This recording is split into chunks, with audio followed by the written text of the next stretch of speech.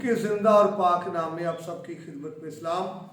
मैं हूं खुदावंद का खादिम पास्टर यूनुस सालिम, आपकी खिदमत में हाजिर हुआ हूं खुदा के कलाम के साथ। उम्मीद करता हूं कि आप बरकत पाते हैं और मज़ीद बरकत पाने के लिए देखते रहिए वर्ल्ड पावर टीवी।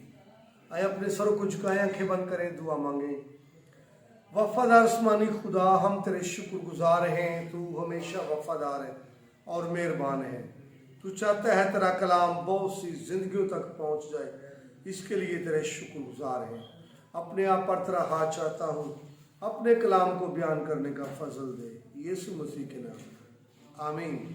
खुदावंद के जिंदा और पाक कलाम में से मत्ती रसूल का अंजीली बयान 28वां बाब पहली 2 आयत हम तलावत करेंगे। पाक कलाम में लिखा है, और सब्बत के बाद हफ्ते के पहले दिन पो फुटते वक्त मरियम मगदलीनी और दूसरी मरियम कब्र को देखने आई, और देखो एक बड़ा भूचाल आया, क्योंकि खुदावंद का फरिश्ता आसमान से उतरा और पास आकर पत्थर को लुढ़का दिया और उस पर बैठ गया।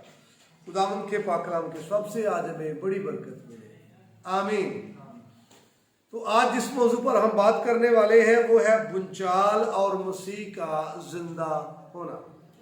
यहाँ पर हमने देखा है दूसरी आयत के अंदर कि यीशु मसीह के जिंदा होने पर जो भूचाल है वो आया है। और बाइबल के अंदर जब हम भूचाल को देखते हैं और दुनिया के अंदर भूचाल को देखते हैं तो ये दोनों में फर्क है। दुनिया के अंदर जब कभी भूचाल आया है या भूचाल की आप हिस्ट्री पढ़ें, आपको समझ आ जाएगी कि हमेशा नुकसान हुआ है। चीन के अंदर आया या फिर किसी और जगह पर आया, कोयटे में आया, तो किसी न किसी जगह पर जब भी दुनिया के अंदर भूचाल आता है हमेशा नुकसान होता है, जानी नुकसान होता है, माली नुकसान होता है। लेकिन बाइबल के अंदर जब ये भूचाल आया या जलजला आता है तो नुकसान नहीं होता बल्कि फायदा ही होता है। यहाँ पर हमें ये मिलता है कि जब औरतें वो गई हैं तो देखो एक बड़ा भूचाल आया।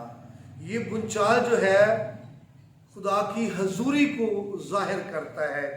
बाइबल में खुदा की कुदरत को जाहिर करता है। भूचाल आया क्योंकि यहाँ पर खुदा का फरिश्ता उतरा है और उसने पत्थर को लुढ़का दिया है। यीशु मसीह ने जब सलीब पर जान दी तो उस वक्त भी हम सब जानते हैं कि एक बड़ा भूचाल आया और बहुत से जो मुर्दे हैं वो जिंदा हुए। तो यीशु मसीह के मरने पर भी भूचाल आया जब उसने जान दी। कलाम में लिखा है कब्रें खुल गई और बहुत से जो मुकद्दसीन हैं वो जिंदा हुए और लोगों को दिखाई दिए और शहर में गए। मजीद इसको हम स्टडी करें तो आपको याद होगा रसूलों के अमाल की किताब उसके 16वें चैप्टर के अंदर जिक्र है कि पौलुस और सलास कैद खाना में थे।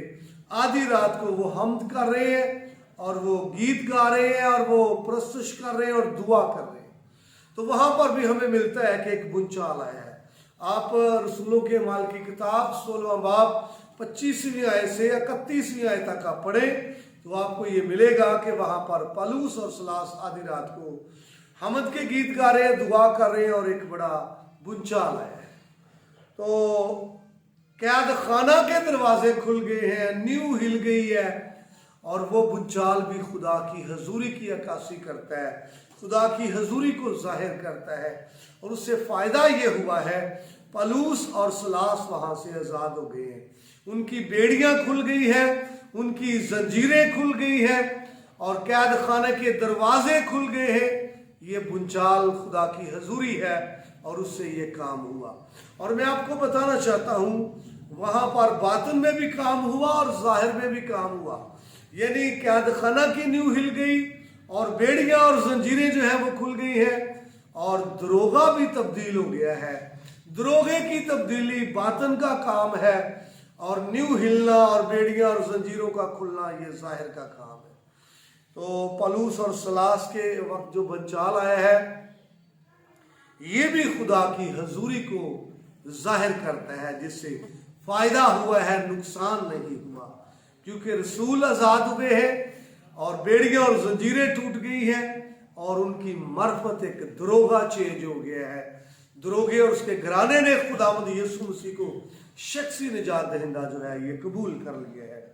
हिजकिय्याह की किताब आप 37वां बाब पढ़े तो उस वहां पर एक रोया है, तो वादी की रोया है जिसमें सूखी हड्डियां हैं, सूखी हड्डियों की वादी की रोया, हड्डियां ही हड्डियां हैं और कसरत के साथ हैं। तो वहां पर खुदा नबी से कहता है, आदमजाद क्या ये हड्डियां जिंदा हो सकती हैं? तो नबी ने कहा, खुदावंद तू ही जानता है। वहां पर उसने कहा, इन हड्डियों से कलाम कर।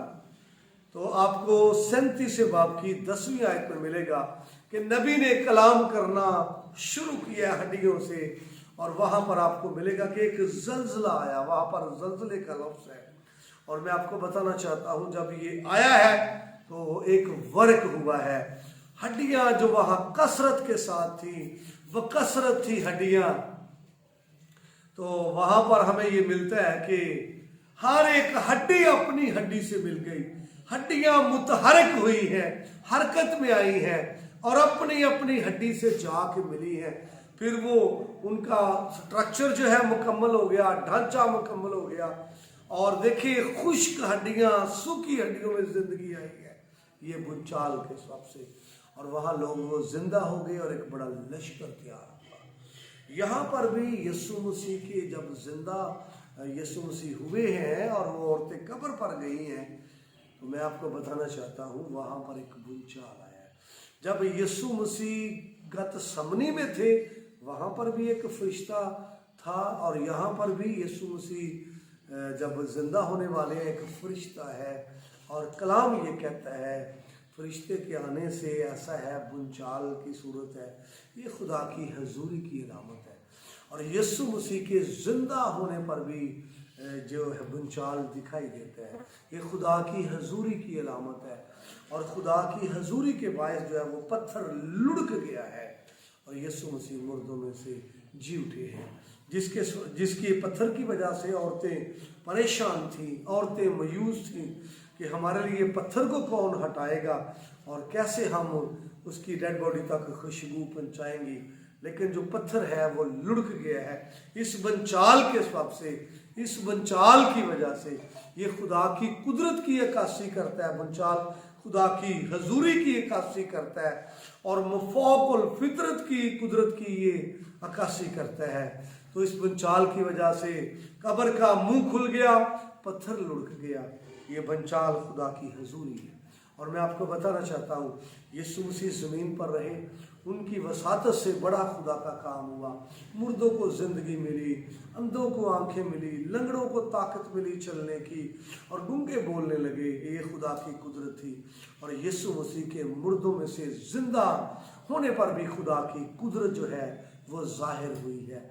हमारे दिल फख्र से भरे हुए हैं यीशु मसीह के मुर्दों में से जिंदा होने की, क्योंकि ये खुदा की कुदरत का इजहार है, उसकी कुव्वत का इजहार है। हम इस बात पर फख्र कर सकते हैं, फख्र से भर सकते हैं कि वो मुर्दों में से जिंदा हुए हैं। हमारे लिए ये फख्र की बात है और वाकई ईद मनाने की बात है।